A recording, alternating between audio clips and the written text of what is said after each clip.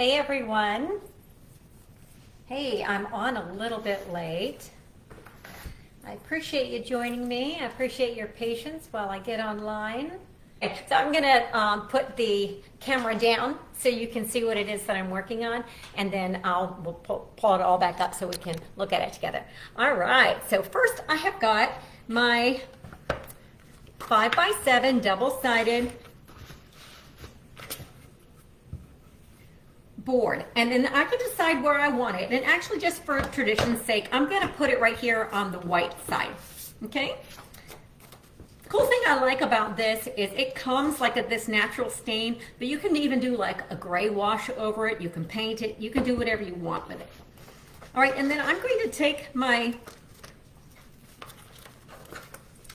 stencil and remove it from its backer, and the slick side I'm going to put off to the side. And it talks about this in the instructions as well, about how to replace it, how to wash it, everything like that. All right, so I'm going to put this in place. If you do not have a tacky towel with you to pick up a little bit of lint, you can put it on your clothing. And what this does is it just helps on non-porous surfaces. It helps you to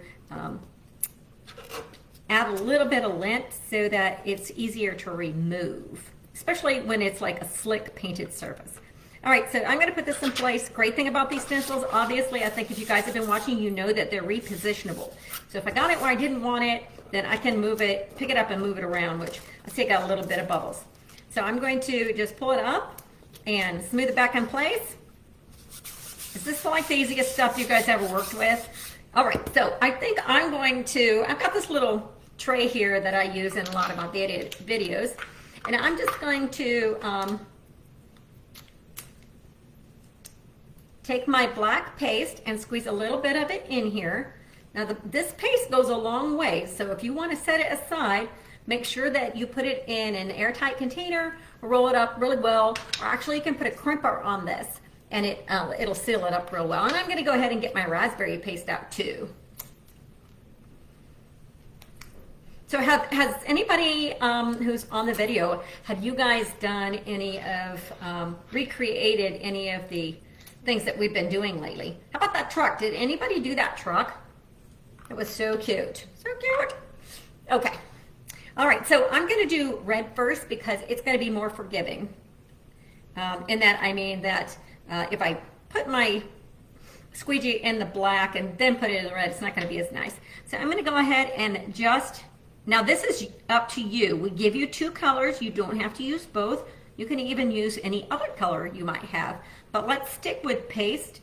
Although some people do use ink on wood, and certainly if they're going to put it outdoors, some people do. But I would say if you stick with the instructions in the Craft Club instruction sheet, and as you watch the video, you're going to have great success. All right, so I've got my hearts.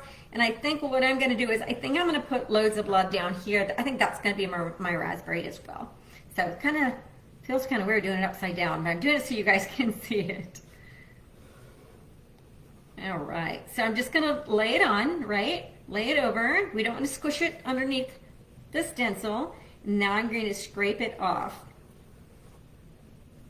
So, you know, you guys have heard me a gazillion times, less is more on this part of the process. All right, that is it on that. All right, next thing I'm going to do, I'm just going to flip it around here and grab some black. And then I'm going to lay it across that truck, just avoiding any red. You know, if you end up blending it, that's perfectly fine. Lots of people love to do that. I'm just trying to make mine just really traditional right now.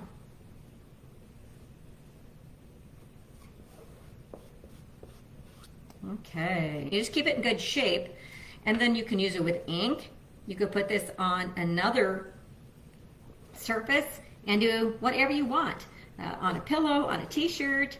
I've seen some really cute things. So if you have done something, could you just take a minute and drop it in the comments and share with everyone so they can see what you've been doing? That would be pretty cool. All right, I'm all done and I'm going to set that aside.